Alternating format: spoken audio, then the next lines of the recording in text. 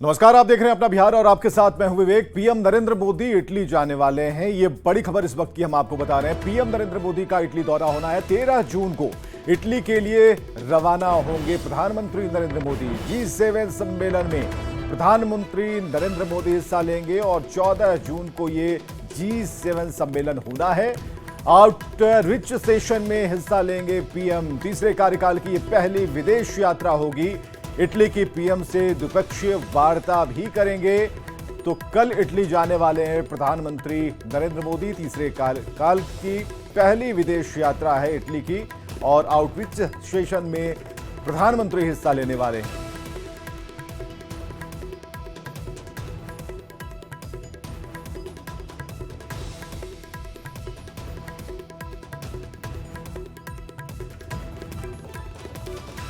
और इस वक्त पटना से बड़ी खबर है। शिक्षा विभाग की बैठक जारी है। विश्वविद्यालयों के साथ बैठक जारी और सभी वीसी और रजिस्ट्रार इस बैठक में मौजूद हैं। जनवरी के बाद पहली बार बैठक में पहुंचे सभी वीसी और रजिस्ट्रार। शिक्षा मंत्री सुनील कुमार और एसीएस एस सिद्धार्थ की अध्यक्षता में यह बैठक हो रही है। तो बहुत बड़ी इस साइन को पॉजिटिव माना जा सकता है क्योंकि यह बैठक बहुत जरूरी थी। और पटना से इस वक्त की बड़ी खबर, शिक्षा विभाग की बैठक जारी है। विश्वविद्यालयों के साथ ये बैठक हो रही है। सभी वीसी इस बैठक में है, रजिस्ट्रार इस बैठक में है और जनवरी महीने के बाद पहली बार इस बैठक में सभी वीसी और रजिस्ट्रार पहुंचे हैं। शिक्षा मंत्री सुनील कुमार और एसीएस एस सिद्धार्थ की अध्यक्षता में यह बैठक चल रही है। विद्यालयों के बीच तकरार खत्म करने की पहल शुरू हो गई है और 5 महीने बाद पहली बार शिक्षा विभाग और विश्वविद्यालयों के बीच बैठक चल रही है। यानी बैठक देख सकते हैं शुरू हो चुकी है। मदन मोहन झा सभागार में अभी तमाम जो विश्वविद्यालयों के वाइस चांसलर हैं, रजिस्ट्रार हैं, उनके साथ शिक्षा विभाग के एसीएस के साथ साथ शिक्षा मंत्री सुनील कुमार जो हैं बैठक ले रहे हैं। अध्यक्षता खुद जो है सुनील कुमार कर रहे हैं मंत्री। और निश्चित रूप से जो समस्याएं थी, जो तकरार की वजह थी, चाहे राजभवन के बीच हो, शिक्षा विभाग के बीच हो या तत्कालीन जो अभी छुट्टी पर हैं अभी एसीएस के पाठक, उनके साथ जो विवाद रहा है, उसके बाद सभी विश्वविद्यालयों के जो वीसी हैं, रजिस्ट्रार हैं, वो एक भी बैठक में भाग नहीं लिए। यानी अब तक 7 बार बैठक बुलाई गई थी लेकिन एक भी विश्वविद्यालय ने भाग नहीं लिया है। के पाठक के छुट्टी पर जाते ही एसीएस एस सिद्धार्थ ने पदभार संभाला है। उसके बाद ये पहल शुरू हुई है और सभी विश्वविद्यालयों से एक तरह से अपील की गई थी बैठक की और निश्चित रूप से राजभवन ने भी अनुमति दी है, जिसके बाद सभी विश्वविद्यालयों के वीसी आए हैं। हम कोशिश कर रहे हैं आपको, हालांकि बैठक चल रही है और काफी कॉन्फिडेंशियल बैठक कहा जाए इसे, क्योंकि एसीएस पहली बार ये बैठक कर रहे हैं और शिक्षा विभाग के तमाम अधिकारी हैं जो यहाँ मुख्यालय में बैठते हैं। इसके साथ साथ उच्च शिक्षा के निदेशक हैं और राज्य के सभी विश्वविद्यालयों के वाइस चांसलर, रजिस्ट्रार हैं। बता दें आपको कि इससे पहले जो भी बैठक होती थी एक भी वीसी नहीं आते थे और वीसी के नहीं आने के बाद के पाठक बड़ा एक्शन लेते थे और सभी विश्वविद्यालयों का खाता को फ्रीज कर दिया गया था। इसके साथ साथ वाइस चांसलर हो, रजिस्ट्रार हो, इसके साथ साथ एफओ या तमाम जो अधिकारी, कर्मचारी, पेंशन भोगी तक की जो एक तरह से वेतन है वो बंद कर दिया गया था और इसके बाद पेंशन पर भी रोक लगा दी गई थी। हालांकि कई विश्वविद्यालयों का खाता अभी फ्रीज है, वेतन चालू नहीं हुआ, जिसको लेकर भी बैठक चल रही है। एकेडमिक सत्र हो या परीक्षा कैलेंडर हो या फिर बाकी जो कुव्यवस्था है उसको लेकर अभी जो है पटरी पर लाने की कवायद शुरू हो गई है। हालांकि बैठक कब खत्म होती है और बैठक का नतीजा क्या निकलता है, इस पर सभी की निगाहें टिकी हुई है। कैमरामैन अजय दुबे के साथ रजनीश कुमार, न्यूज 18 पटना। तो हमारे संवाददाता रजनीश की ये रिपोर्ट आप देख पा रहे थे, लेकिन रजनीश से बात भी करते हैं। रजनीश, बड़ी बात आपने कही अपनी रिपोर्ट में कि एक लंबा वक्त हो गया था जनवरी महीने के बाद इस बैठक का होना और सबसे बड़ी बात कि एक पहल की गई है। विभाग के जो मंत्री हैं सुनील कुमार और जो एसीएस हैं, उनकी पहल पर आमने सामने यानी कि एक टेबल पर बातचीत अब हो रही है। बिल्कुल, देखिए 7 बार बैठक बुलाई गई थी। अब तक के पाठक के रीजन में 7 बार बैठक बुलाई गई थी जनवरी से लेकर मई तक में। एक भी बैठक में किसी विश्वविद्यालय के वाइस चांसलर, रजिस्ट्रार भाग नहीं लिए थे, जिसके बाद कड़ा एक्शन लिया जाता था और पत्राचार के जरिए राजभवन हो या शिक्षा विभाग हो या विश्वविद्यालय हो, लगातार विवाद में रहता था। अब जो है कहीं ना कहीं जो पूरी व्यवस्था है अब बेपटरी ना हो और पटरी पर लाई जाए, इसको लेकर आज पहली बैठक है और पहली बैठक में ही एक तरह से कहा जाए कि नतीजा आज निकलने वाला है। तकरीबन 1 घंटे के बाद जो शिक्षा मंत्री सुनील कुमार हैं, एसीएस एस सिद्धार्थ हैं, वो बड़ा फैसला लेंगे कि जो विश्वविद्यालयों के खाते हैं फ्रीज थे उसे कैसे हम जो है अनलॉक करें और उसके साथ साथ सभी का वेतन, पेंशन जो है समय पर मिले। जो गेस्ट टीचर हैं वो जो है लंबे समय से पेमेंट का इंतजार कर रहे हैं, उनके वेतन को जारी किया जाए। इसके साथ साथ जो कहीं ना कहीं जो एकेडमिक सत्र है, जो सबसे बड़ी बात यह है, सबसे बड़ी चुनौती यह है, एकेडमिक सत्र को पिछले 3 साल से एक विशेष कैलेंडर के तहत पटरी पर लाने की कोशिश की गई थी, लेकिन के पाठक के रीजन में कई बार खाते फ्रीज कर दिए गए, जिसके बाद जो सत्र है वो अनियमित होने लगा और कहीं ना कहीं विश्वविद्यालयों की स्थिति जो है बेपटरी हो गई। आज की बैठक के बाद कहा जा रहा है कि आज सभी वाइस चांसलर को एक तरह से निर्देश दिया जाएगा और राजभवन भी पूरी बैठक पर नजर रखे हुए है और राजभवन यानी कुलाधिपति जो है उनकी अनुमति के बाद आज ये बैठक में सभी वीसी आए हैं। चलिए, गुड साइन है रजनीश, आगे भी आपसे खबर पर जानकारी लेते रहेंगे। बहुत बहुत शुक्रिया। और बड़ी खबर भागलपुर से, जहां सनोखर थाना क्षेत्र में एक बुजुर्ग महिला की पीट कर हत्या कर दी गई। दबंगों पर महिला की निर्वस्त्र कर पिटाई और हत्या का आरोप है और इसी के साथ शव को गड्ढे में डालकर सबूत मिटाने की कोशिश भी की गई, लेकिन लोगों को इसकी खबर लग गई और फिर पुलिस को सूचना दे दी गई।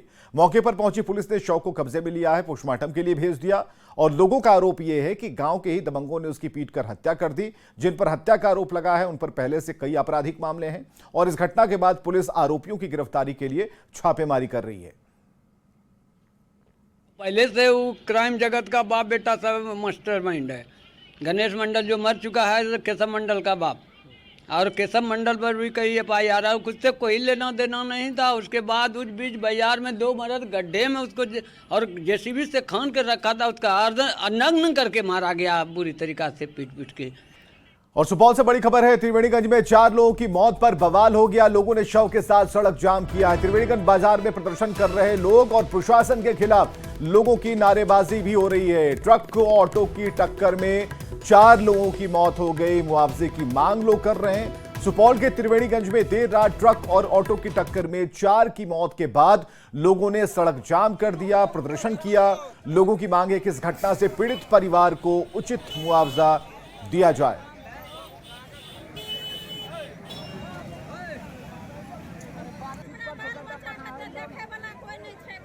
कोई दे वाला नहीं छे, कमबै वाला नहीं छे, वो सौस रहे वो है चल गेले दुनिया से। कुछ हमरा राहत मिलना चाहिए। नीतीश सरकार से यही मांग है, हमरा बाल बच्चा के कुछ विकास करना चाहिए। हम गरीब आदमी छियै, हमरा लिए घर नहीं छे, हम पुतो करा दै छी जनकाल के आहार के छियै, हमर जे करबै।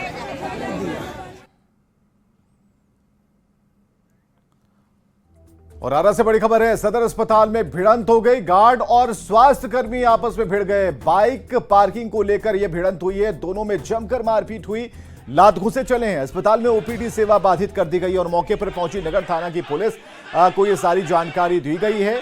सुरक्षा गार्ड और अस्पताल के कर्मी के बीच पहले गाड़ी लगाने को लेकर तू मैं हुई, फिर दोनों के बीच हाथापाई शुरू हो गई।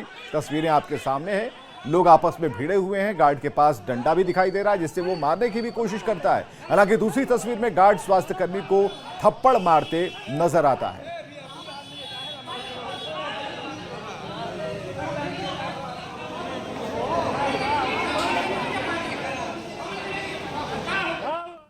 और बेगूसराय से बड़ी खबर, चलती बस में अपराधियों ने लूटपाट की है। लूटपाट के दौरान एक यात्री को गोली लगी है। साहेबपुर कमाल थाना के सनहा की यह घटना है। बड़ी खबर बेगूसराय से, जहां लूटपाट के दौरान एक यात्री को गोली मारी गई है और यह घटना है साहेबपुर कमाल थाने के सनहा की।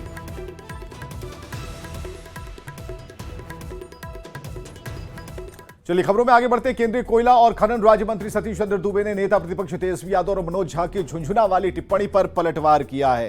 सतीश चंद्र दुबे ने कहा कि जब लालू प्रसाद और राबड़ी देवी सीएम बने तो बिहार ठगा महसूस कर रहा था। लालू ने रेलवे में नौकरी के बदले जमीन ली।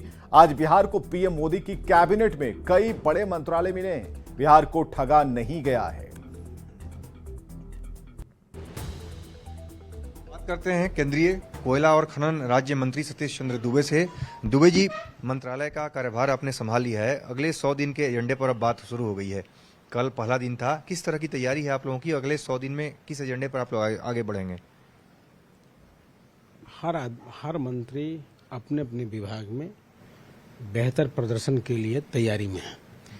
लगातार देखें आप, कल की हर विभाग में 2-2 घंटे की बैठक चली, मंथन हुई, कुछ अच्छा करने का सोच के साथ आगे बढ़ते हैं। एक महत्वपूर्ण सवाल है सर, विपक्ष की तरफ से खासतौर से तेजस्वी यादव ने सवाल खड़ा किया कि आप लोगों को झुंझुना थमा दिया गया है। बिहार के लोगों को, जो मंत्री बने हैं उनको, मनोज झा RJD के राज्यसभा सांसद हैं, उनकी तरफ से कहा गया कि बिहार पुनः ठगा हुआ महसूस कर रहा है? बिहार तो उस समय ठगा हुआ महसूस करता था जब लालू जी मुख्यमंत्री बने थे, राबड़ी जी मुख्यमंत्री बनी थी, कि पशु का चारा अलकतरा तक नहीं बचा। रेलवे मिला था लालू जी को, लेकिन रेलवे में नौकरी के बदला क्या लिया गया आप जानते हैं। और आज विभाग बड़ा बड़ा मिला है। आप देखिए ललन सिंह जी को, देखिए नित्यानंद राय जी को, गृह राज्य मंत्री कम होता है क्या? हमको देखिए कोयला खनन मिला है, कम होता है क्या? बड़ा बड़ा मंत्री। आप देखिए पूर्व मुख्यमंत्री जीतनराम मांझी जी को मिला है मंत्रालय, कितना अच्छा मंत्रालय है। चिराग जी को मिला है, गिरिराज दादा को मिला है। काम करने का बहुत स्कोप है, हर मंत्रालय में स्कोप है। अब उनके पास जनता तो अपने झुंझुना थमा दी है कि आप लेके बजाते रहिए, घूमते रहिए, बजाते रहिए, घूमते रहिए। इसलिए काम हम सब लोग मिलके बिहार को सजाना है, देश को सजाना है। बहुत बहुत धन्यवाद। तो ये थे सतीश चंद्र दुबे, जिनका कहना है कि जनता ने उन लोगों को, तेजस्वी यादव और विपक्ष के लोगों को ही झुंझुना थमा दिया है। कैमरामैन मुनमुन के साथ अमितेश सिंह, न्यूज 18 दिल्ली। और एनडीए की एक नई कैबिनेट पर विपक्ष के वार पर मंत्री जमा खान ने पलटवार किया और कहा कि हमारे नेता ने जो निर्णय लिया उस पर हम लोग चलते रहेंगे। आपसी सौहार्द पर यह सरकार बनी है। नीतीश कुमार इसमें शामिल हैं और इस सरकार को हम लोग 5 साल तक चलाएंगे। बिहार को विशेष राज्य के दर्जे पर मंत्री ने कहा कि बिहार के विकास के लिए मेरे नेता लगे हैं। तो सवाल करना ही है। जब हम विपक्ष के लोग हैं तो सवाल तो करेंगे ही करेंगे, उल्टा सीधा लोग बोलेंगे ही बोलेंगे। उस पर हमारा कभी आलोचना नहीं रहा, मैं आलोचना करता हूँ ऐसे लोगों का। निश्चित तौर पर जो सरकार बनी है हम लोग संतुष्ट हैं। हमारे नेता नीतीश कुमार जी पे हम लोग सबको बिलीव है, विश्वास है। नेता ने जो निर्णय लिया है उसी पर हम लोग चलते हैं, चलते रहेंगे। और एक बड़ी खबर आ रही है इस वक्त की, इटली में महात्मा गांधी की मूर्ति तोड़ी गई है। खालिस्तानी समर्थकों पर यह आरोप लगे हैं, मूर्ति तोड़ने का आरोप लगा है। और पीएम के दौरे से पहले एक बड़ी घटना हुई है और खबर यह थी कि पीएम प्रतिमा का उद्घाटन करने वाले थे। भारत ने घटना की आलोचना की है, इटली सरकार ने कार्रवाई का भरोसा दिया है। तो बड़ी खबर हम आपको इस वक्त बता रहे हैं। खालिस्तानी समर्थकों ने यह दुस्साहस किया है। इटली में महात्मा गांधी की मूर्ति तोड़ी गई, तस्वीरें आप देख पा रहे हैं। और इसका आरोप खालिस्तानी समर्थकों पर लगा है, मूर्ति तोड़ने का आरोप। और पीएम के दौरे से पहले एक बड़ी घटना को खालिस्तानी समर्थकों ने अंजाम दिया है। हालांकि प्रधानमंत्री इस प्रतिमा का उद्घाटन करने वाले थे। भारत ने इस पूरी घटना की आलोचना की है और इटली सरकार ने कार्रवाई करने का भरोसा भी दिया है। तो बड़ी बात यह है कि कल से प्रधानमंत्री का दौरा था और उससे पहले खालिस्तानी समर्थकों ने एक बड़ा दुस्साहस करते हुए महात्मा गांधी की मूर्ति को नुकसान पहुंचाया है। बिहार विधानसभा चुनाव की तैयारी में एनडीए जुट गया है और इसके लिए सभी जिलों के लिए प्रभारी मंत्री का ऐलान कर दिया गया। उप मुख्यमंत्री सम्राट चौधरी को पटना और विजय कुमार सिन्हा को मुजफ्फरपुर, भोजपुर का प्रभारी मंत्री बनाया गया है। वहीं सीएम नीतीश कुमार के करीबी मंत्री विजय कुमार चौधरी को पूर्णिया, नालंदा और मंत्री विजेंद्र प्रसाद यादव को वैशाली का प्रभारी मंत्री बनाया गया। केंद्रीय मंत्री जीतनराम मांझी के बेटे संतोष कुमार सुमन को औरंगाबाद और मंत्री सुमित कुमार को सारण का मंत्री बनाया गया। आपको बताएं कि बिहार में कुल 9 चेहरे ऐसे हैं जिन्हें 1 से अधिक जिलों का प्रभारी मंत्री बनाया गया है।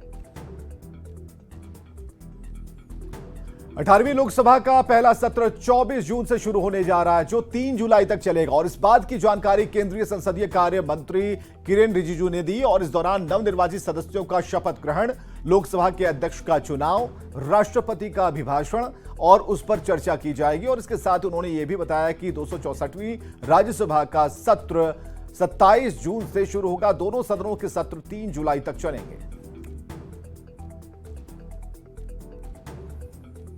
दिल्ली से लौटने के बाद पूर्णिया के निर्दलीय सांसद पप्पू यादव का कटिहार में भव्य स्वागत हुआ। पप्पू यादव ने दिल्ली में कांग्रेस के बड़े नेताओं से मुलाकात की है। पप्पू यादव ने कहा है कि अगर प्रियंका गांधी और राहुल गांधी का बिहार में अधिक कार्यक्रम होता और कुछ भूल नहीं हुई होती तो आज केंद्र में खड़गे या फिर राहुल गांधी प्रधानमंत्री पद पर होते।